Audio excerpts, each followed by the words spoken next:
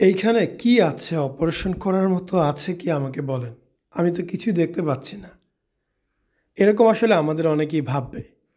তবে যার সমস্যা মূলত সেই বুঝে কি নিয়ে আছে। তা আমাদের এই পেশেন্টের মূলত এক পাশে একটু বেশি, আরেক পাশে খুব সামান্য। তবে নিপলের বটাটা একটু আ কেটে ছোট করতে হবে। আমরা এই পেশেন্টের চিকিৎসা করেছি। আমরা উনার বাম পাশের আ এখানকে একটু গ্ল্যান্ড ছিল, নিপল কারেকশন করা হয়েছে এবং ডান পাশে শুধু আমরা নিপলের বটাটা ফেলেছি। তো আশা করি এতে পেশেন্ট খুব খুশি হবে।